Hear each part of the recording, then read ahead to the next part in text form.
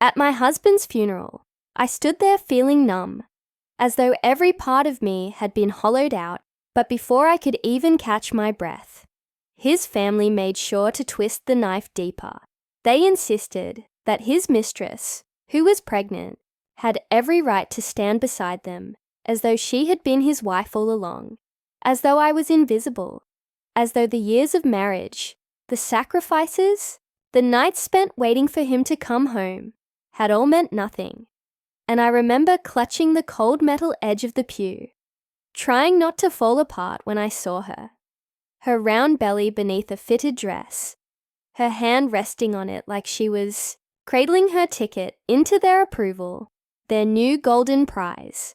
And my in-laws were beaming at her, whispering words of comfort, while throwing me glances that dripped with contempt, like I was some nuisance who refused to disappear quietly. But what they didn't expect, what none of them saw coming, was the way my brother stepped forward. Tall, steady, his voice slicing through the murmurs in that heavy room, because he knew the truth, and he wasn't about to let them bury it with my husband. Not when everything I had endured was about to be rewritten before my eyes. And that was the moment. The ground shifted beneath all of us. The church air was heavy, thick with incense and the sound of muffled crying. But what I remember most vividly was the way the whispers spread like fire the moment my in-laws guided her to the front row, giving her a seat beside them while I was left standing, my knees trembling under the weight of humiliation, and people turned their heads, some in pity, some in shock, others too eager for gossip, because nothing draws a crowd like scandal at a funeral. And my husband's double life was no longer a secret. It was right there in front of everyone, his wife and his mistress sharing the same aisle. Except I was the one who had given him years, a home, stability, while she gave him a child and an escape from responsibility. And the bitter irony was that his parents welcomed her, clung to her as if she carried not just a baby, but the continuation of their legacy, while I was treated like disposable packaging, something to be discarded once it had served its purpose.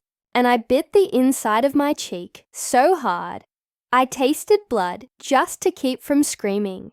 But then my brother, calm and unshaken, stepped out from the shadows at the back of the church, his voice sharp and cutting through the silence, calling out their hypocrisy, his words echoing against the stone walls. And I watched my in-laws' faces tighten, their smugness flicker for the first time as he reminded them of the lies, the money funneled into secret accounts, the promises my husband made to both women, how he had borrowed against my name, left debts tied to me.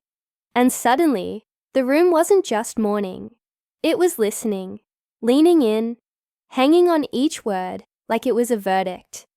Because in that moment, my brother wasn't just defending me. He was exposing the carefully painted facade my in-laws had spent years maintaining, and with each sentence, he dismantled it brick by brick, until even the mistress lowered her eyes, her hand shifting uncomfortably on her belly, as if she realized that whatever future she thought she had secured came with rot at its foundation. Stood frozen, as his words painted a picture of betrayal, so detailed, even I felt like I was hearing parts of my own life for the first time, because I had known about the late nights, the excuses, the missing money, but I hadn't known the extent of it. How my husband had mortgaged property in my name without telling me, how he had promised shares of his parents' company to secure loans, how he had written love letters to the mistress boasting about the empire they would build once I was out of the way, and my in-laws sat there stiff, their knuckles white on their prayer books. But still they tried to maintain their composure, whispering that now was not the time, that this was disrespectful, that the dead should be honored, and my brother didn't raise his voice. He didn't even look angry, He simply pulled out a thin folder from inside his jacket and placed it on the lectern beside the coffin, pages, spilling out like confessions, proof of everything, the forged signatures, the transactions, the lies written in black and white, and the sound of shuffling feet filled the church as people craned their necks to see, some gasping, some shaking their heads. And suddenly the mistress stood up, her face pale, whispering that she had been promised security, that she had been told I would be the one cast aside, not her. And for the first time, I saw her not as a rival, but as another pawn in his web of deceit. And the room turned into a trial, with mourners acting as the jury, my brother as the prosecutor, and my in-laws desperately clinging to whatever dignity they thought they still had. But with every piece of evidence he revealed, their grip slipped, their image crumbled, and I realized that this wasn't just about grief anymore. It was about survival, about reclaiming the years I had lost, the identity they had tried to strip from me. And though my body was trembling, inside I felt the first spark of something I hadn't allowed myself to feel in months: power. The power didn't come as a rush. It came slowly, like a fire rekindling from embers. Because as my brother spoke and laid out the timeline of my husband's deception, I felt the eyes in the church shift toward me, not in pity anymore, but in recognition, like they finally saw who had been wronged all along. And that flicker of acknowledgement gave me strength to raise my chin and breathe evenly, even as my in-laws hissed at my brother to stop, their voices sharp with desperation, their eyes darting around the room as though searching for allies. But none came, because the weight of the documents he had placed in front of everyone spoke louder than their pleas, and people who once praised my husband now murmured with disgust, their heads shaking as whispers spread about fraud, debts, and betrayal. And I noticed the mistress clutching her stomach tighter, her voice cracking as she asked my in-laws if they had known, if they had let her believe she was stepping into a life of wealth and security, when in truth the empire was crumbling. And my mother-in-law's face turned rigid, the mask slipping for a moment as she snapped that she had done what was necessary to preserve appearances, to protect the family name. But the hypocrisy rang out in the silence, and I couldn't hold back a hollow laugh, not because any of it was funny, but because I finally understood that they had never cared about me, or her, or even my husband's lies. They only cared about the image, the illusion of control, and that illusion was unraveling right there in front of the coffin, while my brother stood steady, his voice low but unshakable, as he reminded them that legal papers had already been filed, that the estate was not theirs to divide as they pleased, that I, the wife they had tried to erase, held claims they could not silence, and the sound of my brother's words echoing through that church felt like the first true prayer of the day, a prayer of justice rather than mourning. And though my hands still trembled, I felt the burn of defiance rising in my chest, promising myself that I would not just endure this humiliation, I would turn it into their undoing. The aftermath was chaos, disguised in whispers, but I remember every second of it with crystal clarity. How the priest shifted uncomfortably, unsure whether to continue the service or let the confrontation run its course. How people in the pews began pulling out their phones, some snapping photos of the documents my brother laid bare, others recording the tension that thickened, like smoke in that holy place. And I knew the scandal would spread beyond those walls, reaching officers, neighbors, investors, because lies that large never stay buried, not even with the man who told. Them and my in-laws, once so smug and controlling, looked like cornered animals, their legacy threatened by their own son's greed and their complicity in it. and I could see it dawn on them that the mistress wasn't their salvation, but another liability, her pregnancy, a ticking reminder of their son's betrayal. And when she began to sob, asking where she and her baby would go now, I saw my mother-in-law's eyes harden, calculating, already searching for ways to discard her, just as they had tried to discard me. And in that moment, it struck me. The cycle of cruelty never ended with them. It simply shifted targets. But not this time. Not with me still standing there. Not with the strength I felt coiling inside me. Because my brother wasn't only exposing the lies, he was giving me back my voice. And when I finally spoke, my words came out steady, louder than I expected, cutting through the hum of whispers, as I declared that I wasn't leaving quietly, that I wasn't forfeiting my name, my years, or my share of what I had built beside a man who had promised me everything and left me nothing but debts. And I saw the room still, the eyes turned to me again, and for the first time since my husband's death, I didn't feel invisible, I didn't feel discarded. I felt like the woman who had endured storms and was still standing, and the silence that followed wasn't pity, it was respect. And in that silence, my in-laws realized their control over me had shattered completely. My words seemed to settle over the church, like a final judgment, and though the coffin still stood at the front, draped in flowers, I no longer felt like the widow of a man I had lost. I felt like the survivor of a war he had waged in secret, a war that had taken my trust, my security, and years of my life, but had not taken me. And as I looked into the faces around me, I realized that my in-laws' greatest weapon, silence and shame, was gone, stripped away by the very evidence they had tried to hide. And people were already murmuring about lawyers, about courts, about the kind of scandal that no amount of money could erase.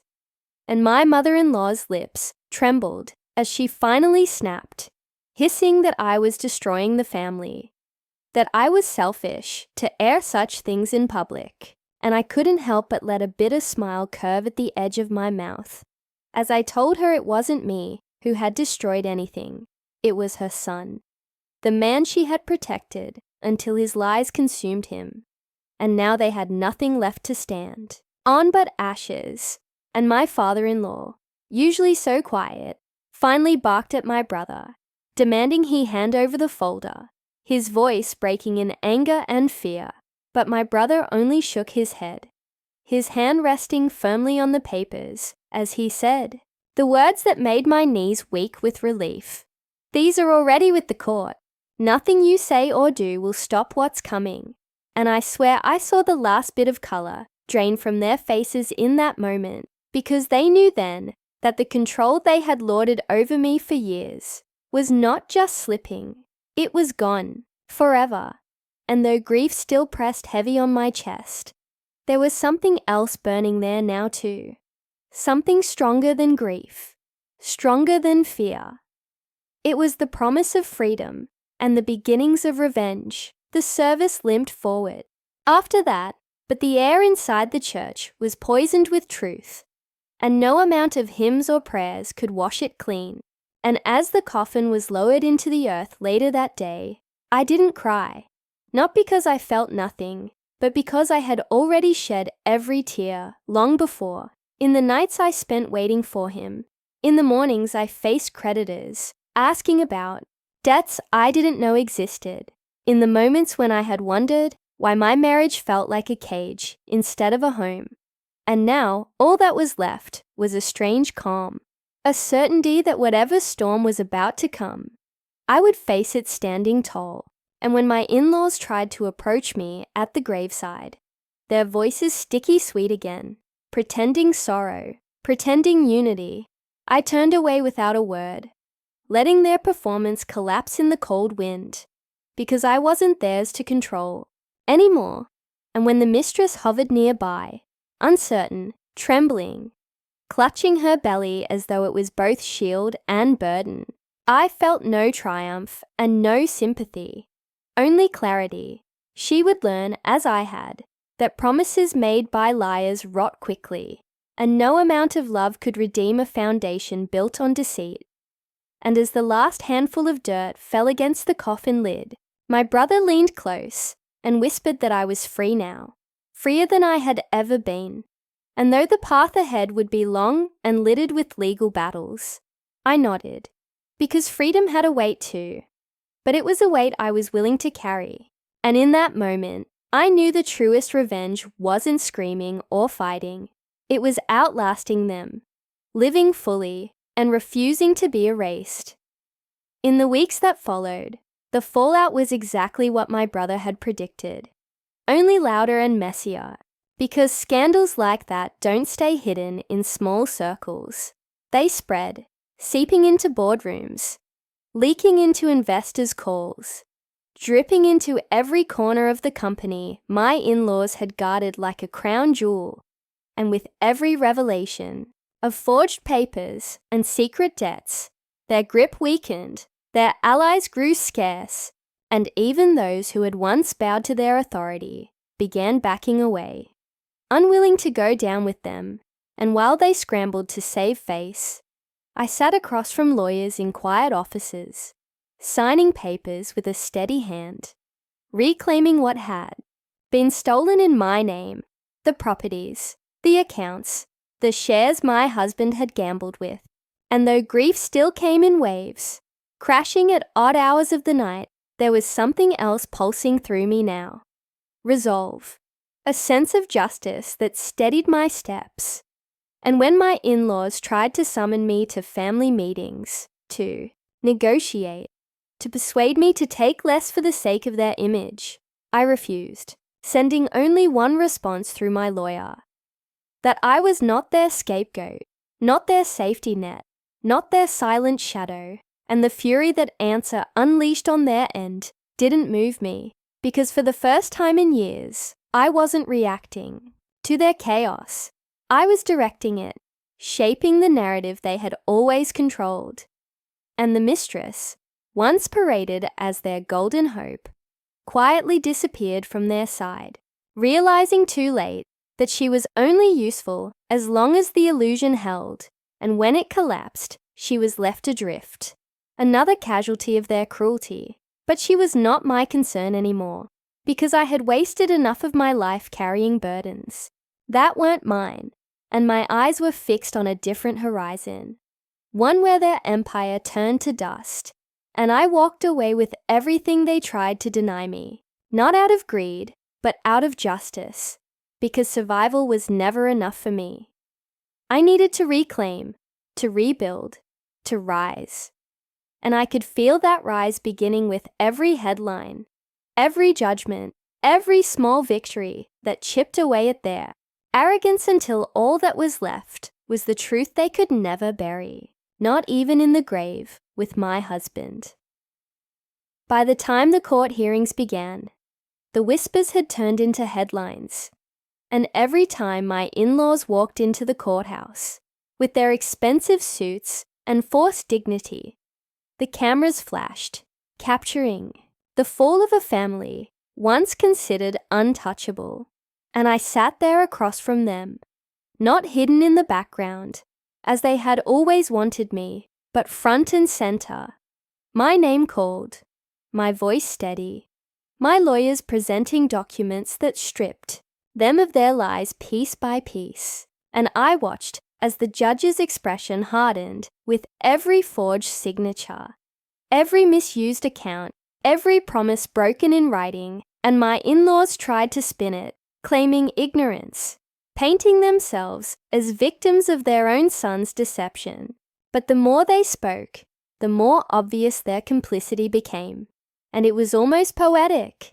How the same arrogance that once made them powerful now made them careless, exposing their contradictions for everyone to see. And as the mistress sat quietly at the back, her belly now larger, I felt no bond with her, but I also felt no hatred anymore, only distance, because she had been a pawn just like me. Only she never realized the game was fixed from the start, and as the hearings dragged on, One thing became clear. Their empire wasn't mine to destroy. It was theirs, collapsing under the weight of their greed and their lies. And my revenge wasn't a single dramatic act. It was this, sitting there calmly, watching them unravel in front of the world, knowing that every attempt to erase me had failed, and that the very things they thought would silence me had become the tools of their undoing. And when the final ruling came down, granting me half of what they swore I would never touch, I didn't smile, I didn't gloat, I only nodded, because revenge didn't need fireworks, it needed closure, and in that courtroom, I found mine. After the ruling, I walked out of the courthouse, into the cold afternoon air, and for the first time in years, I felt light. Not because everything was perfect, but because the weight that had been pressing down on me, the silence, the shame, the constant gaslighting from people who swore they were family, had finally lifted, and the cameras that once terrified me now flashed like proof that I was no longer invisible, that my story had been heard. And though my in-laws scurried past reporters with their heads low, muttering about appeals and dignity, I knew the truth had already sealed their fate, because reputation is fragile, and theirs had shattered beyond repair. And as I stood on those courthouse steps, my brother at my side, I realized revenge wasn't about punishing them with anger. It was about reclaiming the parts of myself they had tried to erase, about standing there as a woman who refused to be discarded. And in that moment, I thought back to the funeral, to the way they had seated his mistress beside them, while I stood alone, and I understood something vital. They had expected me to disappear, to collapse, to vanish quietly into the background. But instead, I had survived. I had fought, and I had taken back not just what was mine, but also my voice, my dignity. And as we walked away, I didn't look back, because the ruins of their empire were theirs to live in, not mine, and the future stretched ahead of me like open ground, waiting to be built on my terms, with no chains, no shadows, and no apologies. Freedom is a strange thing. It doesn't arrive with trumpets or fireworks. It settles in quietly, in the way mornings feel different when you no longer wake up to dread, in the way your own name sounds steady again when spoken out loud, and in those weeks after the court's decision, I learned to live slowly, without their voices in my ear, without the constant fear of the next demand. And though grief for my husband still existed, it had transformed, no longer grief for the man himself, but for the years I lost to his lies. And as I sifted through old photographs and documents, I realized how much of myself I had given up trying to keep a marriage alive that had been built on foundations already cracking. And so I began to rebuild, not with grand gestures, but with small deliberate choices, repainting rooms, cutting off contacts who thrived on gossip, meeting with financial advisors who treated me with respect instead of condescension, and slowly the image of the discarded widow faded, replaced by something stronger, sharper, and when neighbors approached me, their eyes curious, I held their gaze calmly, because I no longer felt the need to explain or defend. The truth was already out, and it spoke louder than I ever could. And when my brother visited, bringing takeout and laughter back into a house that had long felt like a cage, I realized revenge wasn't just about watching my in-laws crumble. It was about creating a life where their shadows no longer touched me. And that was the sweetest victory of all. Living well, living freely, while they remained trapped in the ruins of their own making. Months later, when the final paperwork came through, transferring assets into my name, I sat at my kitchen table, staring at the signatures and seals, and I let myself breathe, really breathe, for the first time in years. Because the documents weren't just numbers or property deeds. They were proof that I had not been erased, proof that my years of sacrifice had not been for nothing. And though money and shares could never give back the trust or love I thought I once had, they gave me stability, control, and choice, things my in-laws had tried to strip from me. And I promised myself I would never again let anyone hold that kind of power over me. And as word spread that I was selling off certain properties and investing on my own terms, the phone calls started, some from relatives who had once ignored me, now suddenly remembering my number, others from strangers offering advice wrapped in greed. But I learned to say no, to choose carefully, to guard what was mine.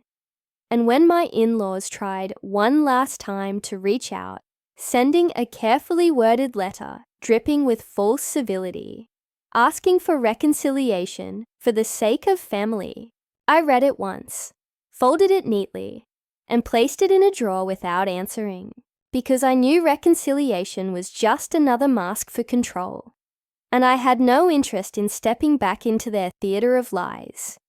And though part of me still ached at the thought of wasted years and broken vows, I found solace in something stronger, the knowledge that I had outlasted them, that I had walked through fire and come out standing, and that my life from this point forward was mine to shape, free of their shadows, free of their schemes, free at last. Seasons changed, and with them I changed too, not overnight, but in quiet, deliberate ways. My laughter came easier.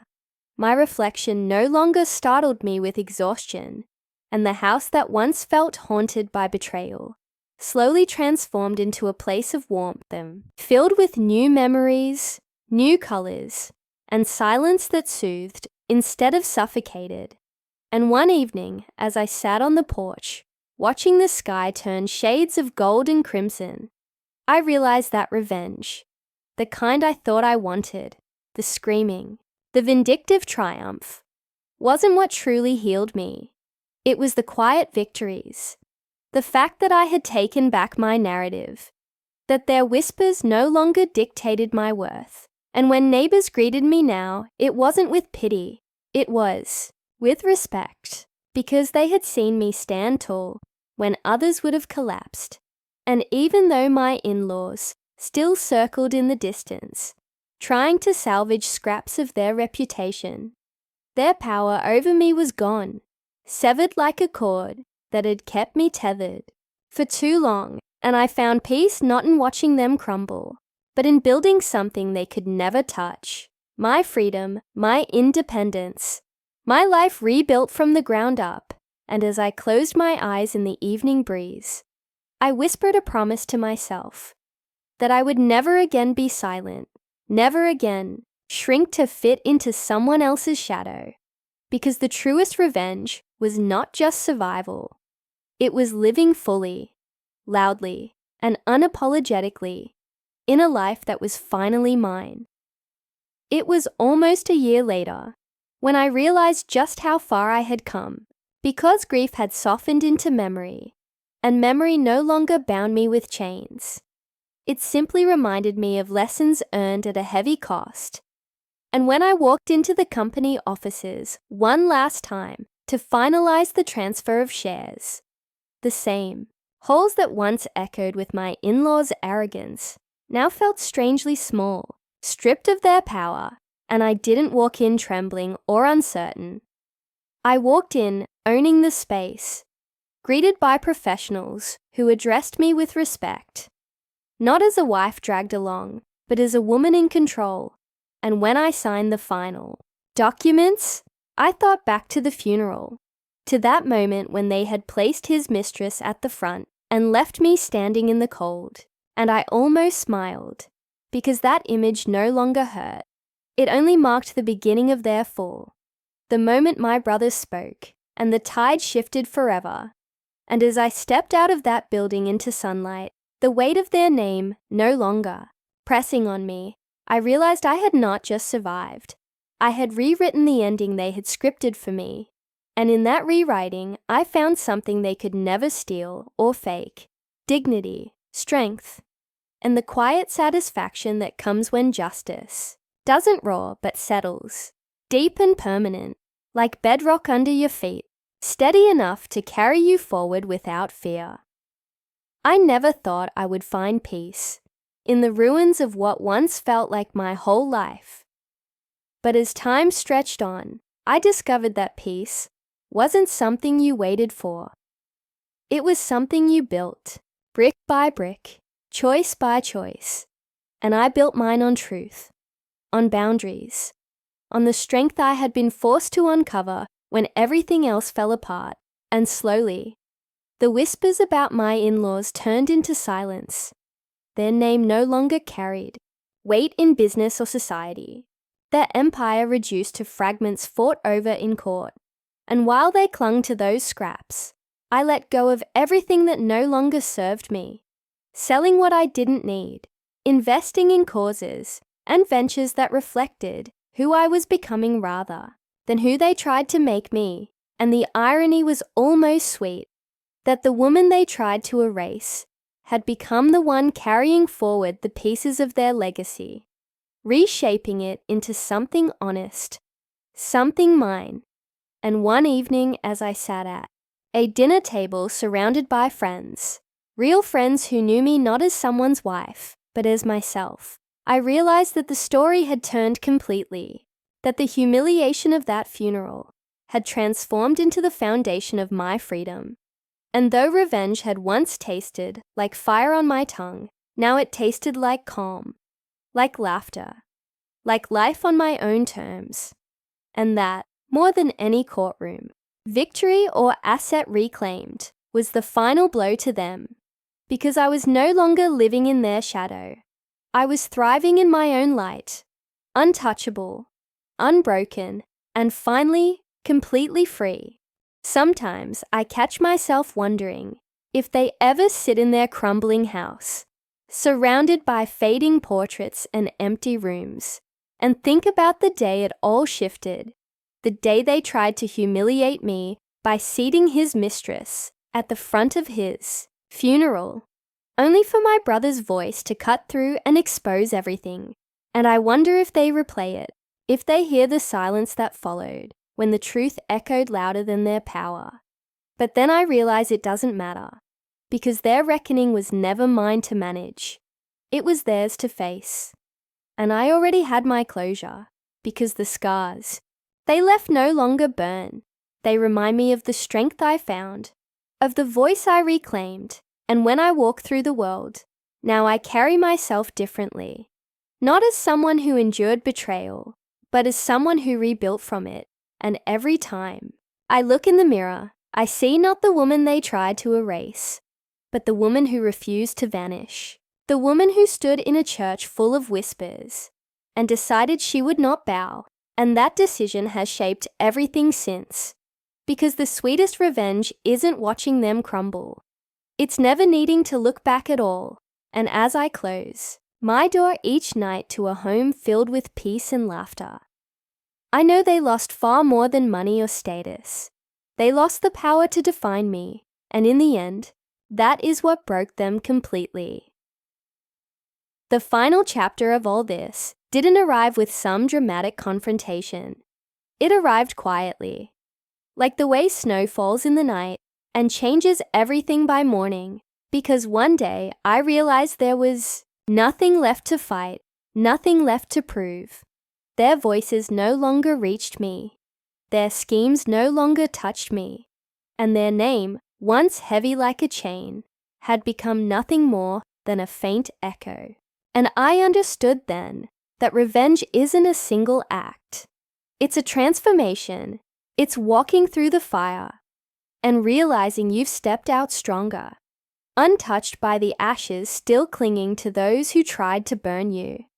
And as I sat at my kitchen table one evening, tea steaming in my hands, sunlight spilling across papers that bore only my name, not his, not theirs, I felt something I hadn't in years.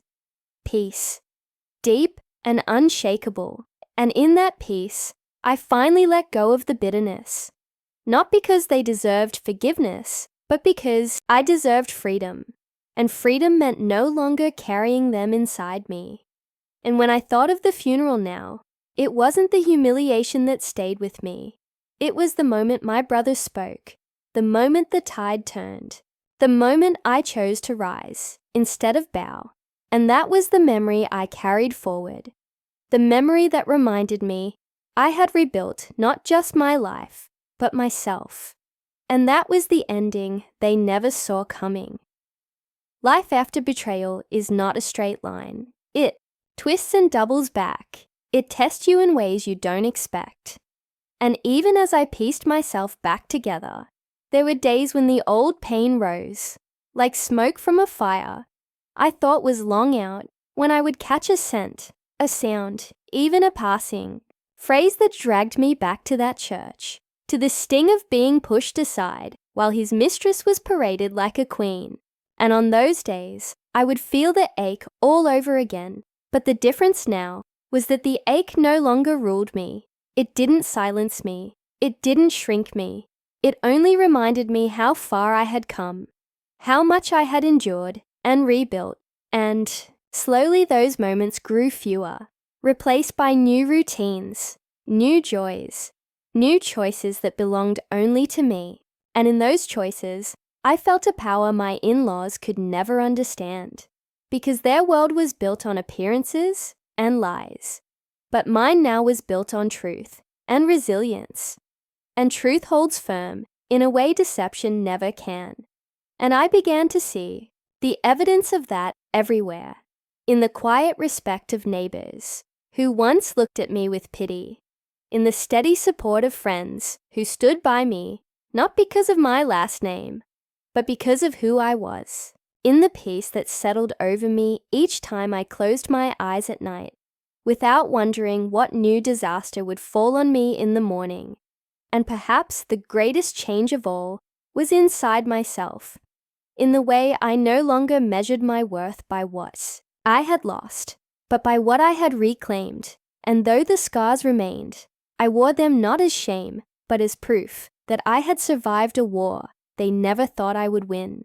And each scar whispered back to me the same truth, that I was stronger than their cruelty, stronger than his betrayal, stronger than the silence they tried to bury me in.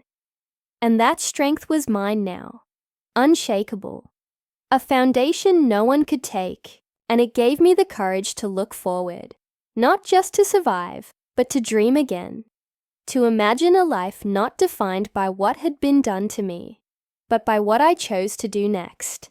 And that shift, that turning of my gaze from the past to the future, was the truest form of revenge I could ever carry. The finality of it all didn't come in a courtroom or in some explosive argument. It came in the quiet, in the way my days began to feel full again, not with dread or obligation, but with choice, with peace, with laughter that didn't feel borrowed. And as I stood one evening at the window of my home, the same home they once tried to take from me, I realized that the greatest victory was not in watching them collapse, but in knowing that I no longer cared whether they did or not, because their downfall, loud and messy as it was, had nothing left to do with me, and I had stepped out of their shadow entirely, carrying only what belonged to me. And what belonged to me was more than property or shares or settlements. It was my voice, my identity, my life rebuilt from the ground up. And in that rebuilding, I had become someone they never imagined I could be, someone untouchable by their schemes, someone who no longer flinched at their name. And when I thought back to the funeral, to the humiliation they planned, to the way my brother's voice cut through the silence and cracked open the facade, I understood that was the true turning point, the moment I stopped being their victim and began becoming my own person again. And that transformation was the real revenge, because for years they fed off my silence, off my compliance, off my belief that I had no choice but to endure. And now here I was, not enduring, but thriving, not shrinking, but rising. And there was no version of this story where they came out victorious, because even in their wealthiest days, their hearts were small and hollow, and mine, scarred but beating strong, had outlasted them. And as I closed the curtains that night, the city lights glimmering outside, I let myself smile, a soft private smile, because I had not only survived betrayal, I had turned it into the bedrock of my freedom, and that freedom was mine forever, and it was more than they could ever dream of owning, because empires can collapse and fortunes can vanish, but dignity reclaimed, once taken back, is untouchable, and that is what I carried forward, not their name, not their lies, but my own strength, my own life, and a future that belonged only to me.